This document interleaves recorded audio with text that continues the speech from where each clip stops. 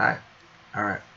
Last night, or this morning, I should say, finished the book of Lamentations. So we will follow through with the next book, which is the book of Ezekiel. And my last video, I showed how I was reading this book last fall, but I didn't complete it. So we're going to get through it. All of it. Yes, speaking the Word of God. Alright? Reading out the NIV translation, and we're going to get started. The book of Ezekiel, chapter 1. Ezekiel's inaugural vision, verse 1.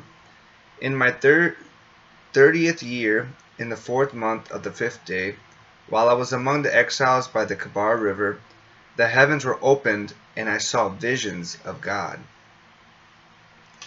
Alrighty, some good stuff.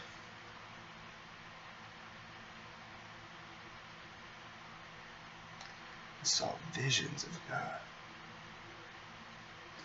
On the 5th of the month, it was the 5th year of the exile of King Jehoiachin, the word of the Lord came to Ezekiel the priest, the son of Buzi, by the Kebar River in the land of the Babylonians.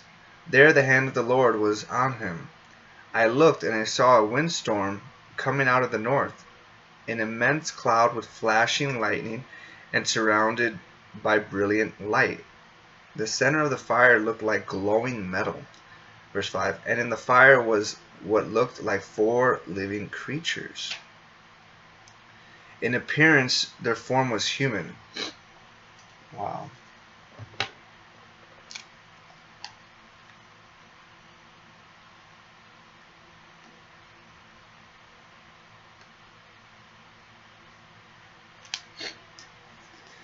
But each of them had 4 faces and 4 wings.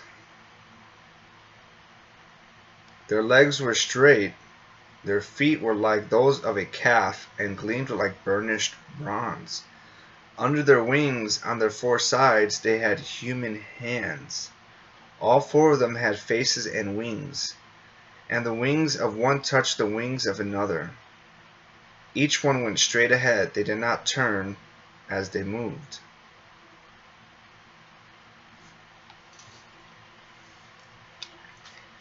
We are getting a glimpse, a small glimpse. He's getting a bigger vision of the supernatural, of what is in heaven.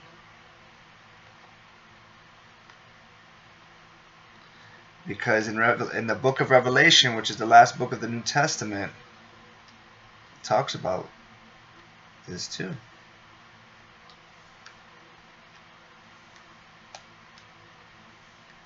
Well, how do you know they're in heaven?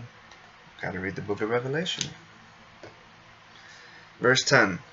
Their faces looked like this. Each of the 4 had the face of a human being, and on the right side each had the face of a lion, and on the left the face of an ox. Each also had the face of an eagle.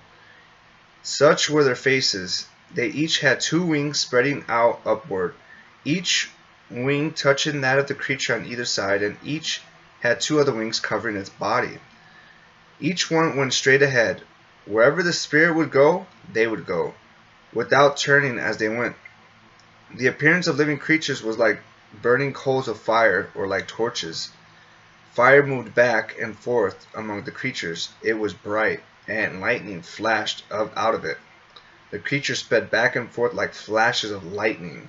You know how fast flashes of lightning are? Verse 15.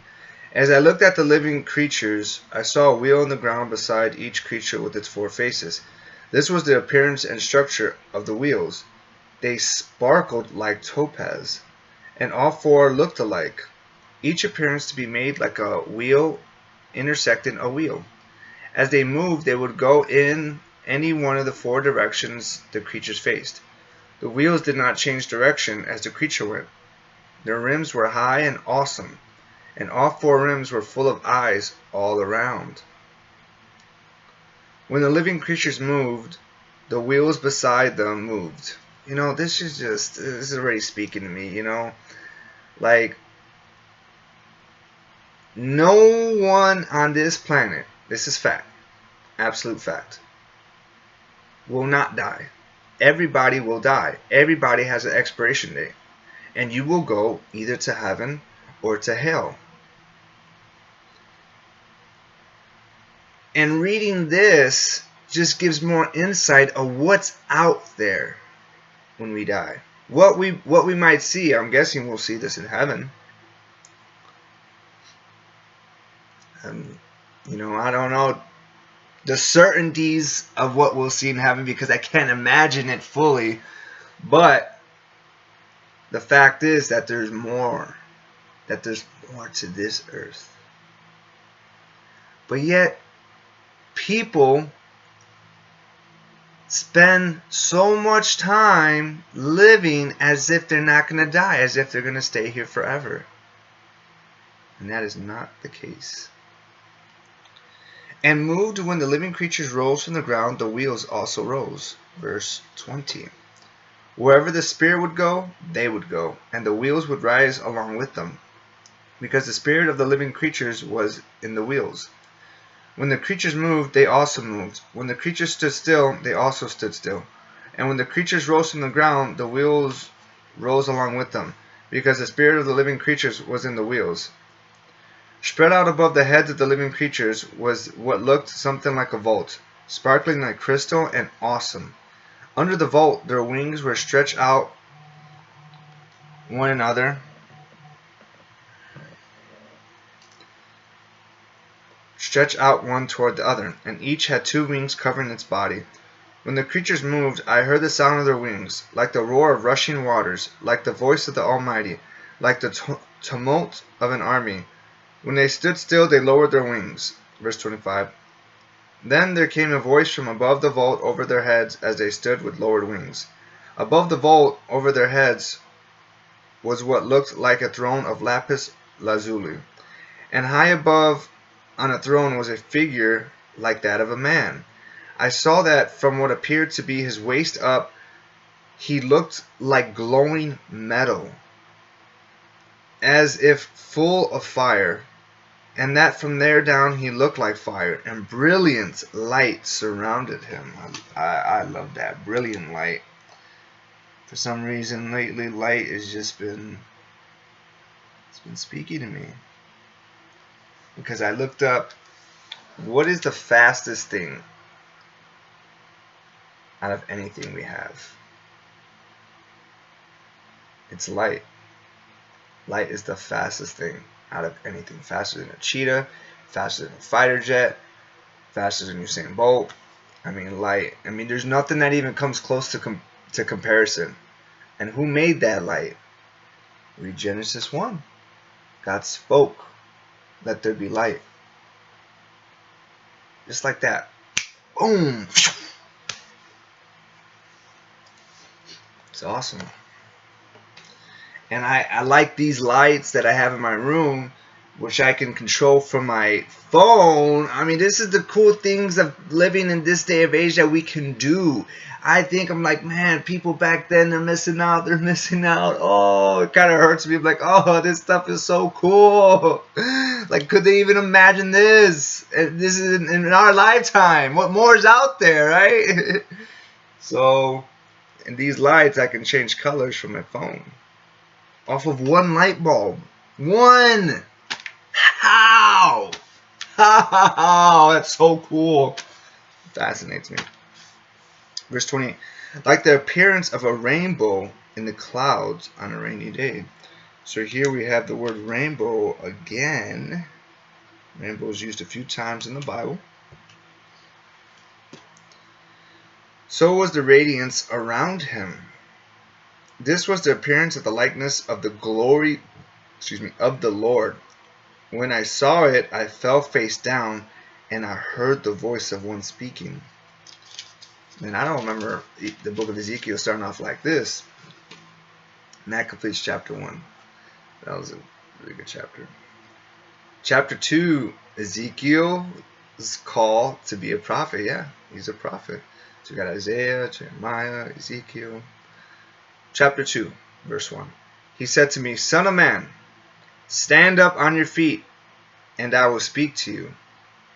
And he spoke. The Spirit came into me and raised me to my feet, and I heard him speaking to me. He said, Son of man, I am sending you to the Israelites, to a rebellious nation. Okay, now I remember this. Yep, God's going to be speaking and telling them kind of like a lot like in the book of Jeremiah. Now I have a better context because I read the books previous. Verse 3, he said, Son of man, I am sending you to the Israelites, to a rebellious nation that has rebelled against me. They and their ancestors have been in revolt against me to this very day. The people to whom I am sending you are obstinate and stubborn. Say to them, this is what the sovereign Lord says. Verse 5, and whether they listen or fail to listen, for they are a rebellious people, they will know that a prophet has been among them. And you, son of man, do not be afraid of them or their words. Do not be afraid. See, God's saying again, do not be afraid. He says it over and over again.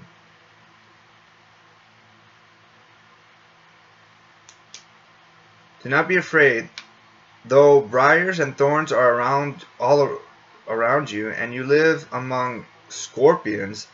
Do not be afraid of what they say or be terrified by them. Though they are a rebellious people, you must speak my words to them. Whether they listen or fail to listen, for they are rebellious. But you, son of man, listen to what I say to you. Do not rebel like that rebellious people. Open your mouth and eat what I give you. Then I looked, and I saw a hand stretched out to me. In it was a scroll, verse 10, which he unrolled for me. On both sides of it were written words of lament and mourning and woe.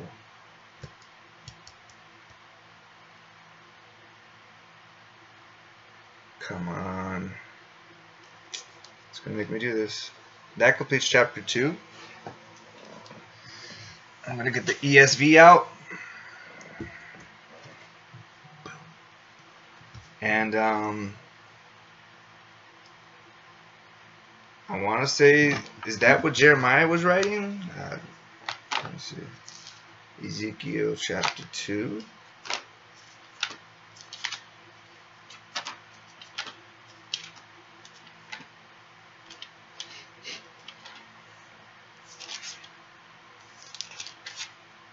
Verse 9.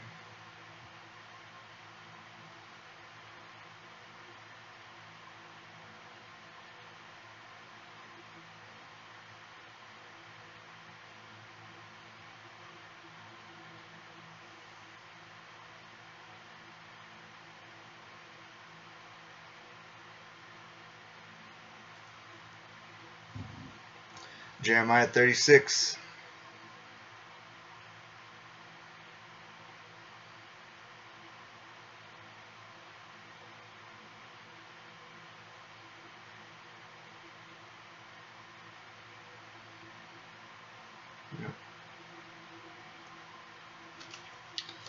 See how these study Bibles are so good. At the bottom, just go down to the verses. It gives more of a context and stuff. More detailed analysis. Alright. Chapter 3. And he said to me, Son of man, eat what is before you. Eat this scroll. Then go and speak to the people of Israel. So I opened my mouth, and he gave me the scroll to eat. Then he said to me, Son of man, eat this scroll I am giving you, and fill your stomach with it. So I ate it, and it tasted as sweet as honey in my mouth. He then said to me, Son of man, go now to the people of Israel, and speak my words to them. Verse 5. Oh my goodness. That's it. Do not disturb.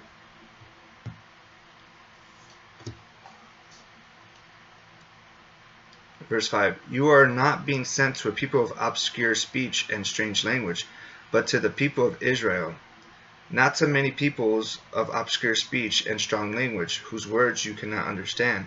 Surely, if I had sent you to them, they would have listened to you. But the people of Israel are not willing to listen to you because they are not willing to listen to me. For all the Israelites are hardened and obstinate. But I will make you as unyielding and hardened as they are. I will make your forehead like the hardest stone, harder than flint. Do not be afraid of them, or terrified by them, though they are a rebellious people. Verse 10. And he said to me, Son of man, listen carefully, and take to heart all the words I speak to you. Go now to your people in exile, and speak to them. Say to them, This is what the sovereign Lord says. Whether they listen or fail to listen. Then the Spirit lifted me up, and I heard behind me a loud rumbling sound, as the glory of the Lord rose from the place where it was standing.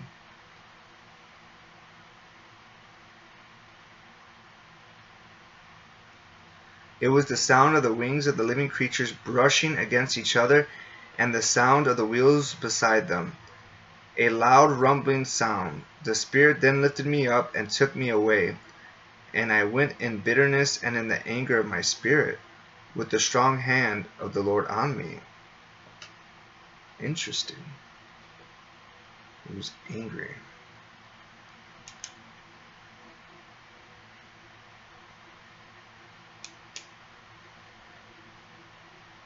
Verse 15.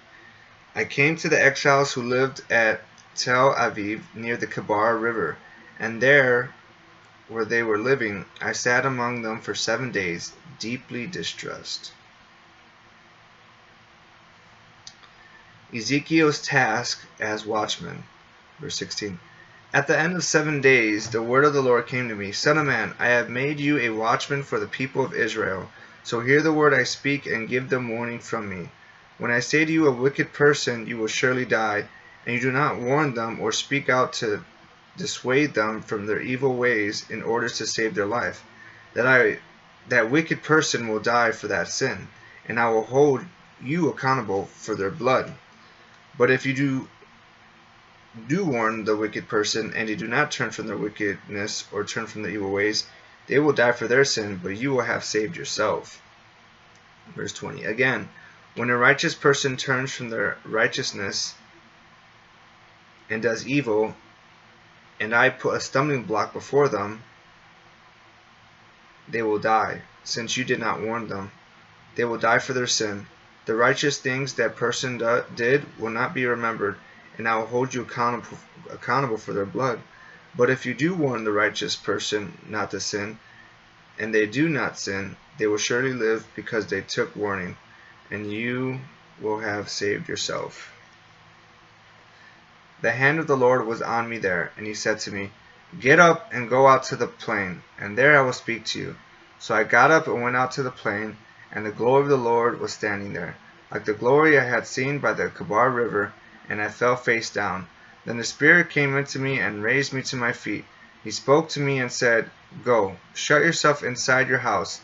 Verse 25. And you, son of man, they will tie with ropes. You will be bound so that you cannot go among the people. I will make your tongue stick to the roof of your mouth, so that you will be silent and unable to rebuke them, for they are a rebellious people. But when I speak to you, I will open your mouth, and you shall say to them, This is what the sovereign Lord says. Whoever will listen to them, listen, and whoever will refuse, let them refuse, for they are a rebellious people. That concludes chapter 3. You know, this is so interesting because I am reading the Word of God out loud through the breath that He gave me, and I wonder if everybody can do that. And it's not to boast or any of that. It's to really see, like, will they get conviction? Like, if an unbeliever says, all right, I'm going to try that. I'm going to try reading the Bible in a year. You know, will they get conviction? Will they get this, like, stirring in their spirit? Like, where does that motivation come from?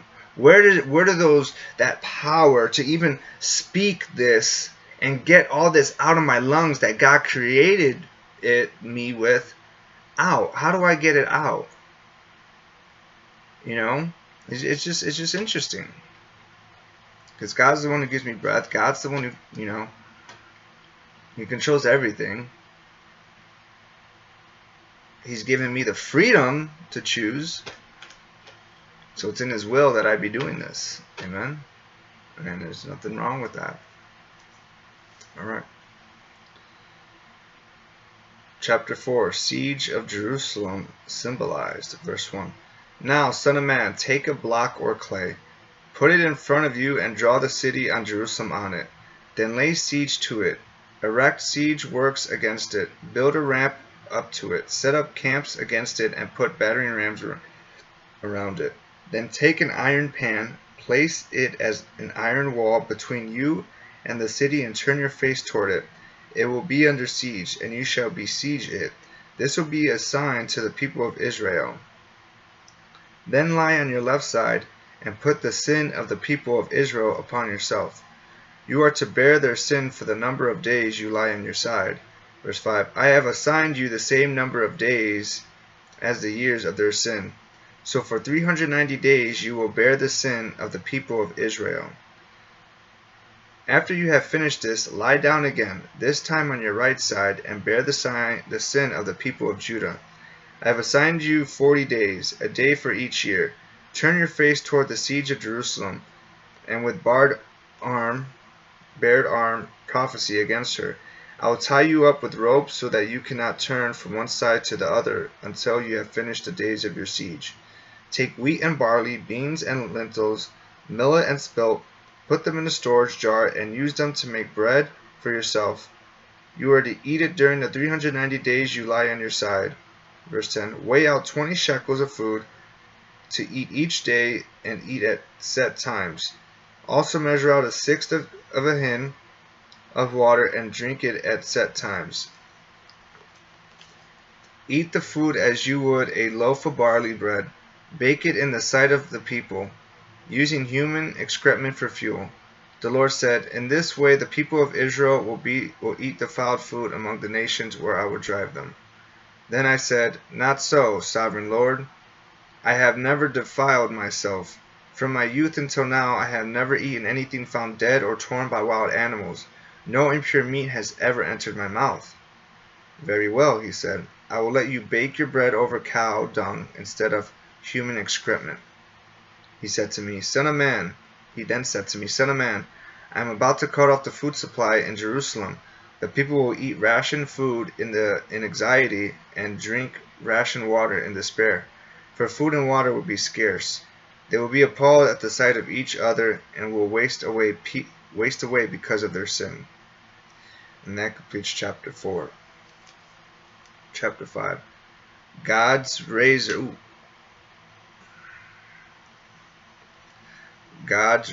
of judgment.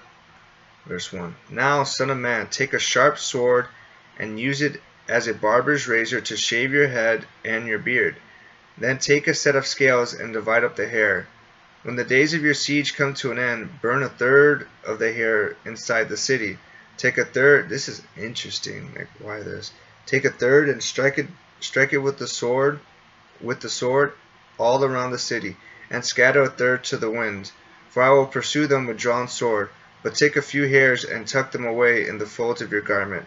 Again, take a few of these and throw them into the fire and burn them up. A fire was spread from there to all Israel. Verse 5. This is what the sovereign Lord says. This is Jerusalem, which I have set in the center of the nations, with countries all around her. Yet in her wickedness she has rebelled against my laws and decrees more than the nations and countries around her. She has rejected my laws and has not followed my decrees. Therefore, this is what the sovereign Lord says.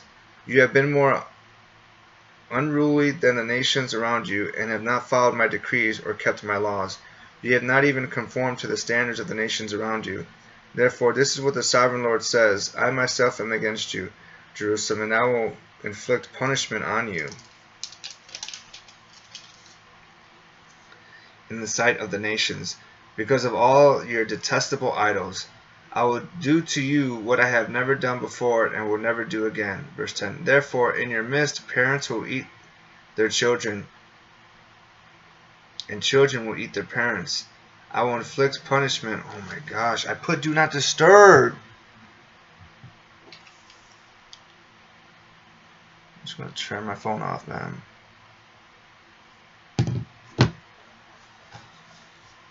How is it I put do not disturb and phone calls can still get through?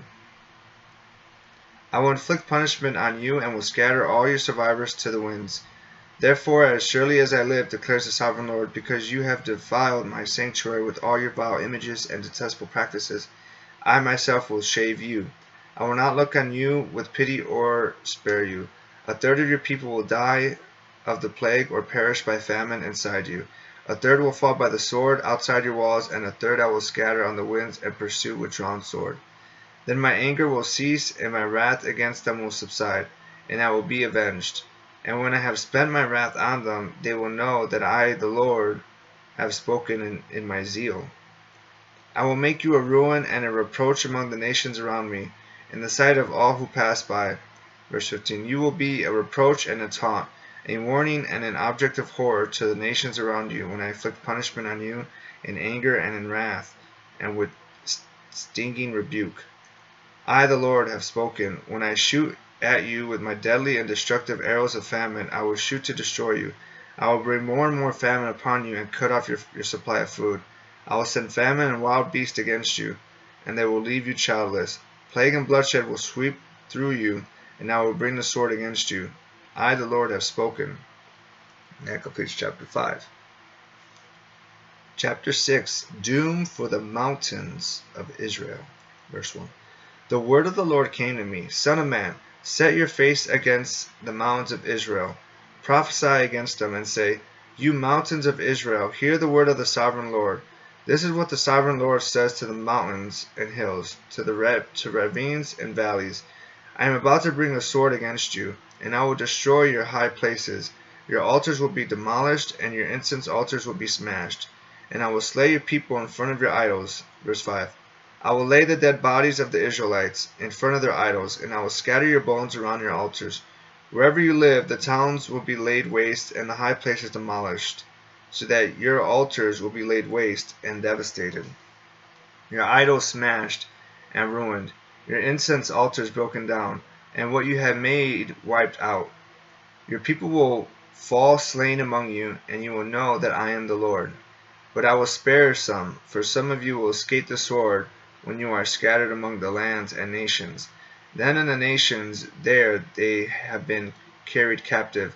Those who escape will remember me, how I have been grieved by their adulterous hearts, which have turned away from me, and by their eyes, which have lusted after their idols. They will loathe themselves for the evil they have done, and for all their detestable practices. Verse 10. And they will know that I am the Lord. I did not threaten in vain to bring this calamity on them. This is what the sovereign Lord says. Strike your hands together and stamp your feet and cry out, Alas! Because of all the wicked and detestable practices of the people of Israel. For they will fall by the sword, famine, and plague. One who is far away will die of the plague, and one who is near will fall by the sword, and anyone who survives and is spared will die of famine. So will I pour out my wrath on them, and they will know that I am the Lord. When their people lie slain among their idols around their altars, on every high hill and on the mountain tops, under every spreading tree and every leafy oak, places where they offered fragrant incense to all their idols. And I will stretch out my hand against them, and make the land a desolate waste from the desert to Diblah, wherever they live. Then they will know that I am the Lord. And that completes chapter 6.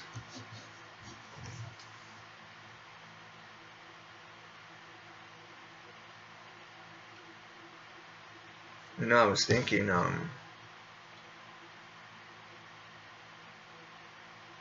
couple things. And how God is saying, Son of man, right?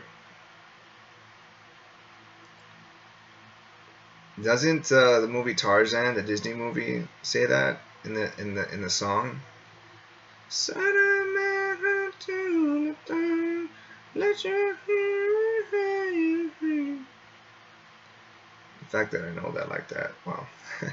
I can't lie, I do like that movie, but that song, is it the theme song of Tarzan? I'm not sure if it's the theme song, but it's in the movie, and I just thought about that. Like, oh, you're supposed to be saying that, something like that. And then I thought about a book that I was given. I don't know where it's at, but it's a Disney book. It explains all the evil things that they do. So, yep. Alright. The end has come, chapter 7, verse 1. The word of the Lord came to me, Son of man, this is what the sovereign Lord says to the land of Israel. The end has come upon the four corners of the land. The end is now upon you, and I will unleash my anger against you. I will judge you according to your conduct and repay you for all your detestable practices. I will not look on you with pity. I will not spare you. I will surely repay you for your conduct and for the detestable practices among you. Then you will know that I am the Lord. Verse 5. This is what the sovereign Lord says. Disaster, unheard of disaster. See, it comes. The end has come. The end has come. It has roused itself against you. See, it comes. Doom has come upon you who dwell in the land. The time has come. The day is near. There is panic, not joy, on the mountains. I am about to pour out my wrath on you and spend my anger against you. I will judge you according to your conduct and repay you for all your detestable practices. I will not look on you with pity. I will not spare you. I will repay you for your conduct and for the detestable practices among you. Then you will know that it is I, the Lord, who strikes you. Verse 10. See the day. See, it comes. Doom has burst forth. The rod has budded. Arrogance was blossomed. Violence has arisen. A rod to punish the wicked. None of the people will be left. None of that crowd. None of their wealth. Nothing of value. The time has come. The day has arrived. Let not the buyer rejoice, nor the seller grieve. For my wrath is on the whole crowd. The seller will not recover the property that was sold, as long as both buyer and seller live. For the vision concerning the whole crowd will not be reversed. Because of their sins, not one of them will preserve their life. They will have blown the trumpet. They have made all things ready. But no one will go into battle, for my wrath is on the whole crowd. Verse 15. Outside is the sword, inside the plague and famine. Those in the country will die by the sword. Those in the city will be devoured by famine and plague. The fugitives who escape will flee to the mountains. Like doves of the valleys, they will all moan, each for their own sins. Each hand will go limp. Every leg will be wet with urine.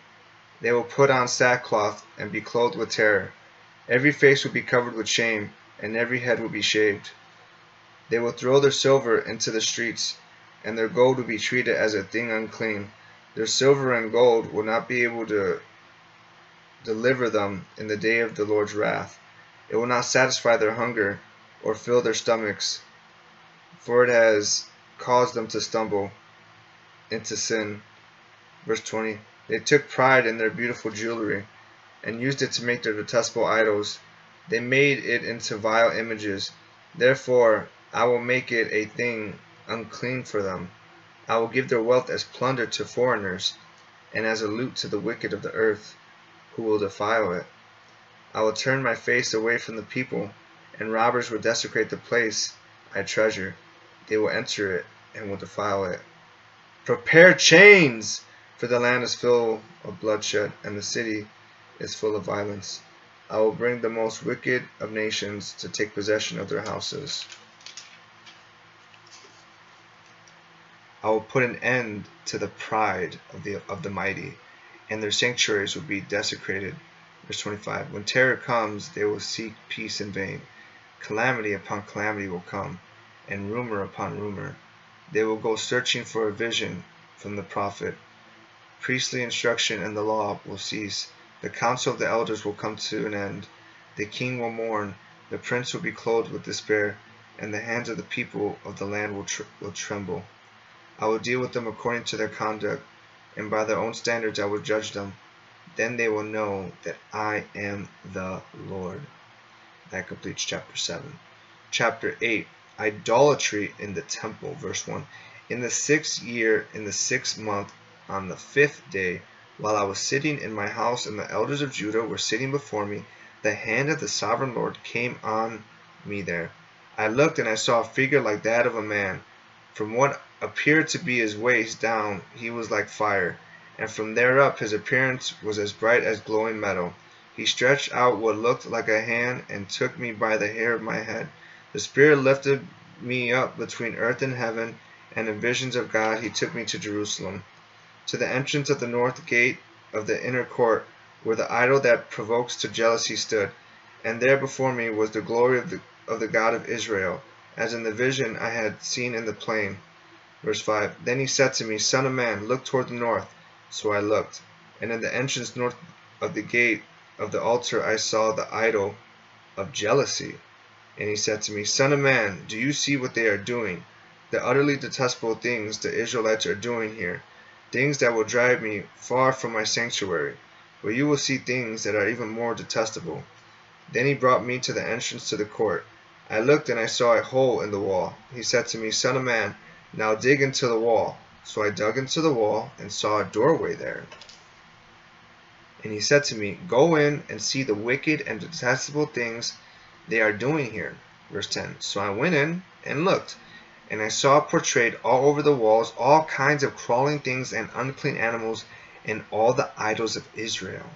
In front of them stood 70 elders of Israel, and Jazaniah son of Shaphan was standing among them. Each had a censer in his hand, and a fragrant cloud of incense was rising. He said to me, Son of man, have you seen what the elders of Israel are doing in the darkness, each at the shrine of his own idol? They say, The Lord does not see us. The Lord has forsaken the land. Again he said, You will see them doing things that are even more detestable. Then he brought me to the entrance of the north gate of the house of the Lord, and I saw a woman sitting there, mourning the god Tammuz. Verse 15. He said to me, Do you see this, son of man? You will see things that are even more detestable than this. He then brought me into the inner court of the house of the Lord, and there at the entrance to the temple between the portico and the altar were about 25 men, with their backs toward the temple of the Lord, and their faces toward the east, and they were bowing down to the sun in the east. He said to me, Have you seen this, son of man? Is it a trivial matter for the people of Judah to do the detestable things they are doing here? Must they also fill the land with violence and continually arouse my anger? Look at them putting the branch to their nose. Therefore I will deal with them in anger. I will not look on them with pity or spare them. Although they shout in my ears, I will not listen to them. That completes chapter 8. Chapter 9. Judgment on the idolaters. Verse 1. Then I heard him call out in a loud voice, Bring near those who are appointed to execute judgment on the city, each with a weapon in his hand. And I saw 6 men coming from the direction of the upper gate, which faces north, each with a deadly weapon in his hand. With them was a man clothed in linen, who had a writing kit at his side. They came in and stood beside the bronze altar. Now the glory of the God of Israel went up from above the cherubim where it had been, and moved to the threshold of the temple. Then the Lord called to the man clothed in linen, who had the writing kit at his side, and said to him, Go throughout the city of Jerusalem and put a mark on the foreheads of those who grieve and lament over all the detestable things that are done in it. Verse 5. As I listened, he said to the others, Follow him through the city and kill, without showing pity or compassion. Slaughter the old men, the young men and women, the mothers and children, but do not touch anyone who has the mark. Begin at my sanctuary. So they began with the old men who were in front of the temple. Then he said to them, Defile the temple and fill the courts with the slain. Go! So they went out and began killing throughout the city. While they were killing, and I was left alone, I fell face down, crying out, Alas, sovereign Lord! Are you going to destroy the entire remnant of Israel in this outpouring of your wrath on Jerusalem? He answered me, The sin of the people of Israel and Judah is exceedingly great. The land is full of bloodshed, and the city is full of injustice. They say, the Lord has forsaken the land. The Lord does not see. Verse 10. So I will not look on them with pity or spare them, but I will bring down on their own heads what they have done. Then the man in linen with the writing kit at his side brought back word, saying, I have done as you commanded. And that completes chapter 9. Drink break.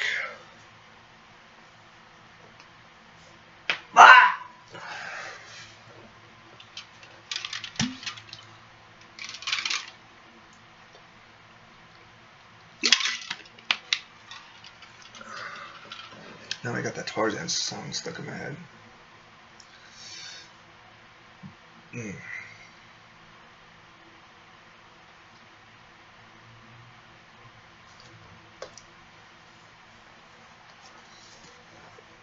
Chapter 10. God's glory departs from the temple. Verse 1. I looked and I saw the likeness of a throne of lapis lazuli above the vault that was over the heads of the cherubim. That lapis lazuli was that blue stone.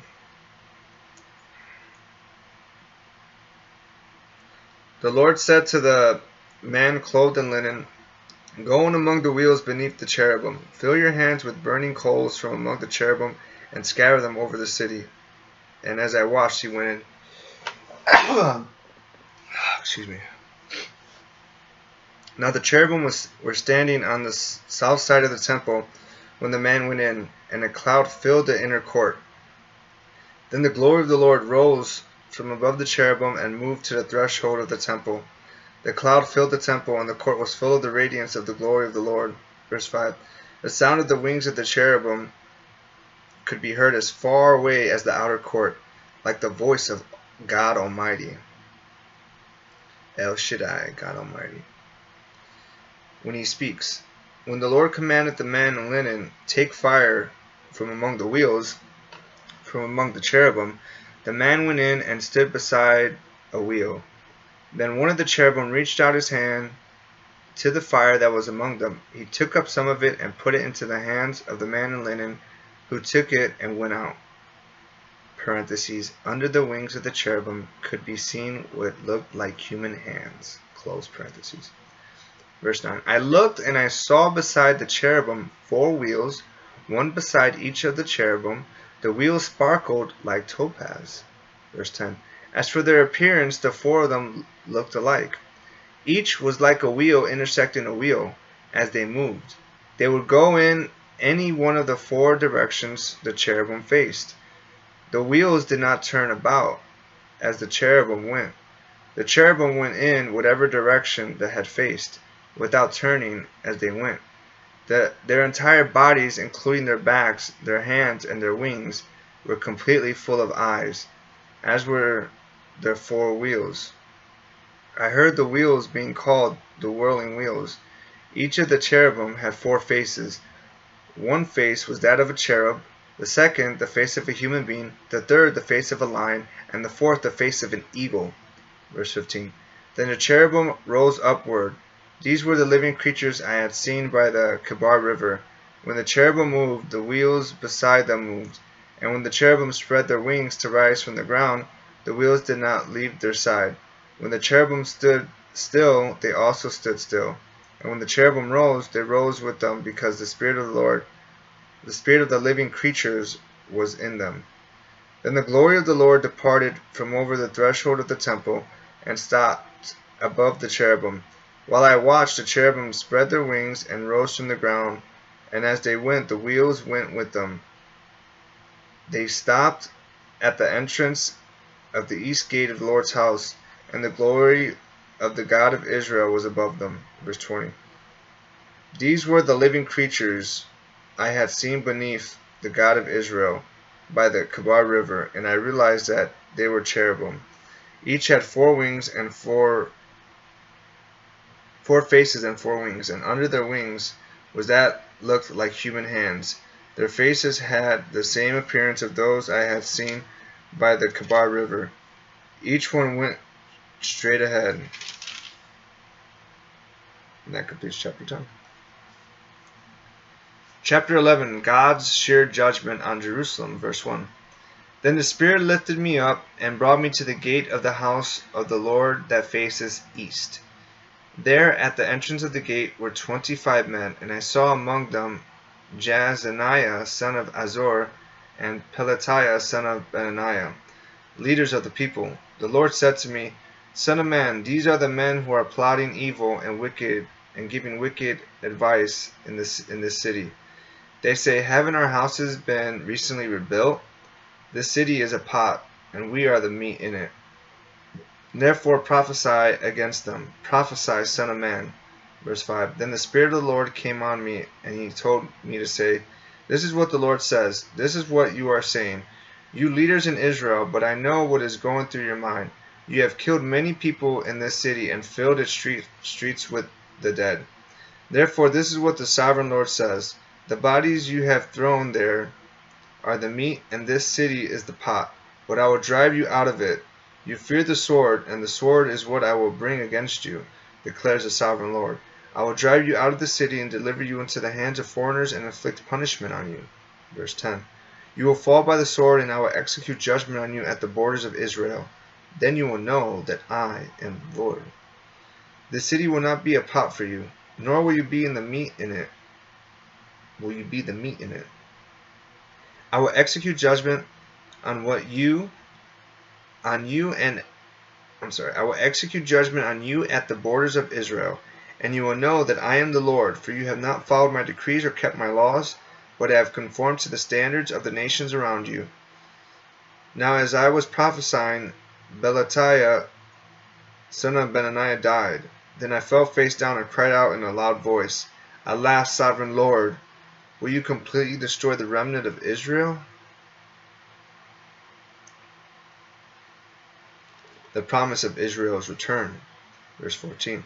The word of the Lord came to me. Verse 15. Son of man, the people of Jerusalem have said of your fellow exiles and all the other Israelites, they are far away from the Lord. This land was given to us as our possession. Therefore say, This is what the sovereign Lord says. Although I sent them far among the nations and scattered them among the countries, yet for a little while I have been a sanctuary for them in the countries where they have gone. Therefore say, This is what the sovereign Lord says. I will gather you from the nations and bring you back from the countries where you have been scattered, and I will give you back the land of Israel again. They will return to it and remove all the vile images and detestable idols. I will give them an undivided heart and put a new spirit in them. I will remove from them their heart of stone and give them a heart of flesh. Verse 20. Then they will follow my decrees and be careful to keep my laws. They will be my people, and I will be their God. But as for those whose hearts are devoted to their vile images and detestable idols, I will bring down on their own heads what they have done, declares the sovereign Lord.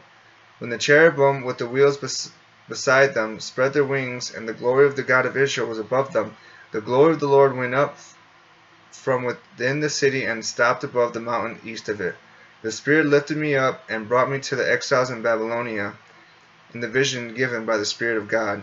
Then the vision I had seen went up from me, verse 25, and I told the exiles everything the Lord had showed me. And that completes chapter 11. Chapter 12, the exile symbolized, verse 1. The word of the Lord came to me, Son of man, you are living among a rebellious people. They have eyes to see, but do not see, and ears to hear, but do not hear, for they are a rebellious people. Therefore, son of man, pack your belongings for exile, and in the daytime, as they watch, set out and go from where you are to another place. Perhaps they will understand, though they are a rebellious people. There in the daytime, while they watch, bring out your belongings packed for exile. Then in the evening, while they are watching, go out like those who go into exile. Verse 5. While they watch, dig through the wall and take your belongings out through it. Put them on your shoulder as they are watching, and carry them out at dusk. Cover your face so that you cannot see the land, for I have made you a sign to the Israelites. So I did as I was commanded. During the day I brought out my things packed for exile. Then in the evening I dug through the wall with my hands. I took my belongings out at dusk, carrying them out on my shoulders while they watched. In the morning the word of the Lord came to me, Son of man, did not the Israelites, that rebellious people, ask you, what are you doing? Verse 10. Say to them, this is what the sovereign Lord says. This prophecy concerns the prince in Jerusalem and all the Israelites who are there. Say to them, I am assigned to you. As I have done, so will be done to them. They will go into exile as captives. The prince among them will put his things on his shoulder at dusk and leave, and a hole will be dug in the wall for him to go through. He will cover his face so that he cannot see the land. I will spread my net for him, and he will be caught in my snare. I will bring him to Babylonia, the land of the Chaldeans, but he will not see it, and there he will die. I will scatter to the winds all those around him, his staff and all his troops, and I will pursue them with drawn sword. Verse 15. They will know that I am the Lord, when I disperse them among the nations and scatter them through the countries. But I will spare a few of them from the sword, famine, and plague, so that in the nations where they go they may acknowledge all their detestable practices. Then they will know that I am the Lord. The word of the Lord came to me, Son of man, tremble as you eat your food, and shudder in fear as you drink your water. Say to the people of the land, this is what the sovereign Lord says about those living in Jerusalem and in the land of Israel. They will eat their food in anxiety and drink the water in despair, for the land will be stripped of everything in it because of the violence of all who live there. Verse 20. The inhabited towns will be laid waste, and the land will be desolate. Then you will know that I am the Lord. There will be no delay. Verse 21. The word of the Lord came to me, Son of man, what is this proverb you have in the land of Israel? The days go by and every vision comes to nothing. Say to them, this is what the sovereign Lord says. I am going to put an end to this proverb, and they will no longer quote it in Israel. Say to them, the days are near when every vision will be fulfilled. For there will be no more false visions of flattering divinations among the people of Israel. Verse 25. But I, the Lord, will speak what I will, and it shall be fulfilled without delay. For in your days, you rebellious people, I will fulfill whatever I say, declares the sovereign Lord. The word of the Lord came to me, Son of man, the Israelites are saying, the vision he sees is for many years from now, and he prophesies about the distant future. Therefore say to them, this is what the sovereign Lord says. None of my words will be delayed any longer. Whatever I say will be fulfilled, declares the sovereign Lord. That completes chapter 12. Not going to look at the time. I'm going to get a nice water break.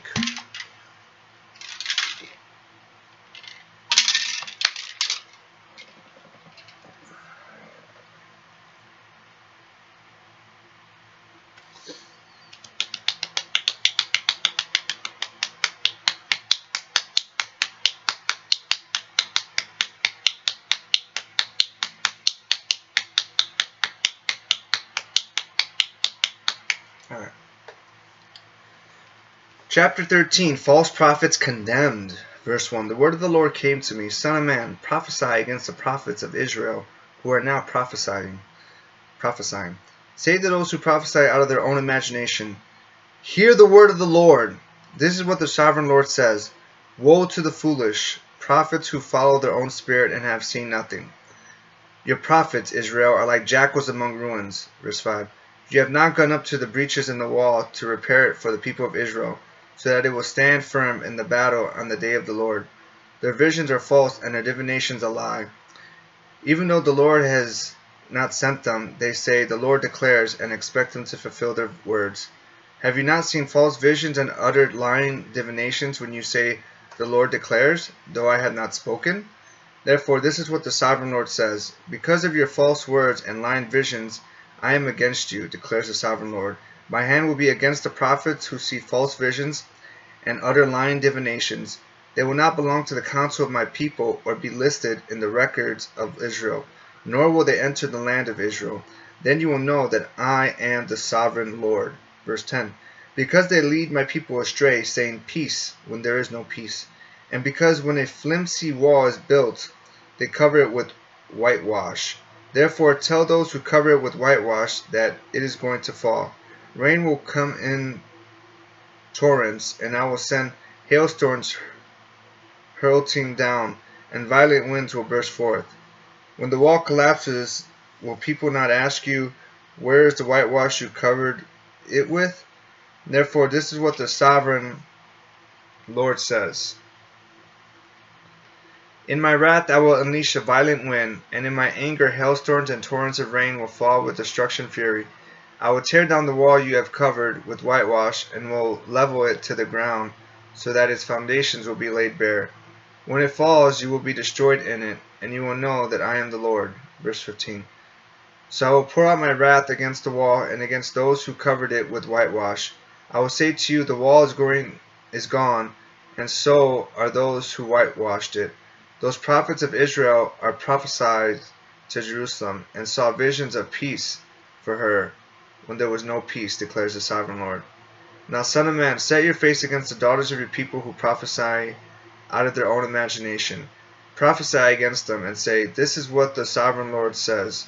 Woe to the women who sew magic charms on all their wrists, and make veils of various lengths for their heads in order to ensnare people. Will you ensnare the lives of my people, but preserve your own? You have profaned me among my people for a few handfuls of barley and scraps of bread, by lying to my people, who listen to lies. You have killed those who should not have died, and have spared those who should not live. Verse 20. Therefore, this is what the sovereign Lord says. I am against your magic charms with which you ensnare people like birds, and I will tear them from your arms. I will set free the people that you ensnare like birds. I will tear off your veils and save my people from your hands, and they will no longer fall prey to your power. Then you will know that I am the Lord. Because you disheartened the righteous with your lies, when I had brought them to grief, and because you encouraged the wicked not to turn from their evil ways, and so saved their lives. Therefore, you will no longer see false visions or practice divination. I will save my people from your hands, and then you will know that I am the Lord. That completes chapter 13.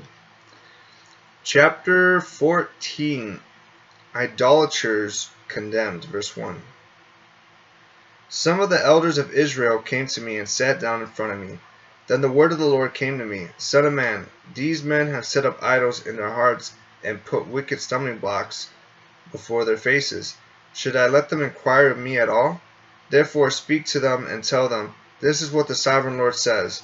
When any of the Israelites set up idols in their hearts and put a wicked stumbling block before their faces, and then go to a prophet, I, the Lord, will answer them myself in keeping with their great idolatry. Verse 5. I will do this to recapture the hearts of the people of Israel, who have all deserted me for their idols. Therefore say to the people of Israel, this is what the sovereign Lord says. Repent, turn from your idols, and renounce all your detestable practices. When any of the Israelites or any foreigner residing in Israel separate themselves from me, and set up idols in their hearts, and put a wicked stumbling block before their faces, and then go to a prophet to inquire of me, I, the Lord, will answer them myself. I will set my face against them, and make them an example and a byword. I will remove them from my people. Then you will know that I am the Lord. And if the prophet is enticed to utter a prophecy, I, the Lord, have enticed that prophet. I will stretch out my hand against him and destroy him from among my people Israel. Verse 10. They will bear their guilt. The prophet will be as guilty as the one who consults him. Then the people of Israel will no longer stray from me, nor will they defile themselves any more with all their sins. They will be my people, and I will be their God, declares the sovereign Lord. Jerusalem's judgment inescapable. The word of the Lord came to me, Son of man, if a country sins against me by being unfaithful, and I stretch out my hand against it to cut off its food supply, and send famine upon it, and kill its people and their animals, even if these three men, Noah, Daniel, and Job, were in it, they could save only themselves by their righteousness, declares the sovereign Lord. Verse 15. Or if I send wild beasts through that country, and they leave it childless, and it becomes desolate so that no one can pass through it because of the beast, as surely as I live, declares the sovereign Lord, even if these three men were in it, they could not save their own sons or daughters. They alone would be saved, but the land would be desolate. Or if I bring a sword against that country and say, let the sword pass throughout the land, and I will kill its people and their animals, as surely as I live, declares the sovereign Lord.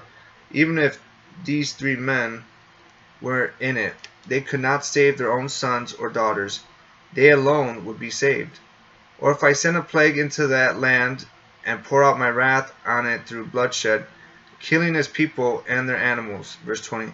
As surely as I live, declares the sovereign Lord, even if Noah, Daniel, and Job were in it, they could save neither son nor daughter. They would save only themselves by their righteousness. For this is what the sovereign Lord says: how much worse will it be when I send against Jerusalem my 4 dreadful judgments, sword and famine, and wild beast and plague, to kill its men and their animals. Yet there will be some survivors, sons and daughters, who will be brought out of it. They will come to you, and when you see their conduct and their actions, you will be consoled regarding the disaster I have brought on Jerusalem. Every disaster I have brought on it. You will be consoled when you see their conduct and their actions, for you will know that I have done nothing in it without cause, declares the sovereign Lord. That completes chapter 14. Jerusalem as a useless vine. Chapter 15, verse 1. The word of the Lord came to me, Son of man, how is the wood of a vine different from that of a branch from any of the trees in the forest? Is wood ever taken from it to make anything useful? Do they make pegs from it to hang things on? And after it is thrown on the fire as fuel, and the fire burns both ends and chars the middle, is it then useful for anything? Verse 5. If it was not useful for anything when it was whole, how much less can it be made into something useful when the fire has burned it and it is charred? Therefore this is what the sovereign Lord says: as I have given the wood of the vine among the trees of the forest as fuel for the fire, so will I treat the people living in Jerusalem. I will set my face against them, although they have come out to the fire, and the fire will yet consume them. And when I set my face against them, you will know that I am the Lord. I will make the land desolate because they have been unfaithful, declares the sovereign Lord. That completes chapter 15. I just wonder, like, what about paper? Like, we use paper nowadays. Wow, I just over an hour. Okay, first time looking. So that's it. Completed my hour reading of the Word. 2 hours for the day. And so that completes chapter 15. And right before this, I did my 33-minute video of watching a Christian teacher named R.C. Sproul. I'm in the red. It was, I'll give the link at the end of the video, John the Baptist, Mark 1, 1 through 8, a sermon by R.C. Sproul. Today's Wednesday. John the Baptist was a man who ate locusts and wild honey. Think about that. A man who's eating locusts. Like, this dude had to have been like, I'm trying to think. I don't know. Just someone just. I don't want to use barbaric. I feel like that's more with meat. Just, you know. But with locusts, that's I don't know. It's a different breed. The book of Mark is not a biography, but a concise history of redemption accomplished through the atoning work of Christ. Mark substantiates the messianic claims of Jesus by emphasizing his authority as a teacher. And I actually got a lot of these notes from my New King James Bible pretext of the word. So Jesus, by emphasizing his authority as a teacher and his authority over Satan and unclean spirits, sin, the Sabbath, nature, disease, death, legalistic traditions, and the temple. I like that. Legalistic traditions, man. Because there is liberty in Christ. There is freedom in Jesus Christ. And I honestly believe us Christians don't really know how to exemplify that. Some Christians, I don't even want to put myself in that category because I like freedom.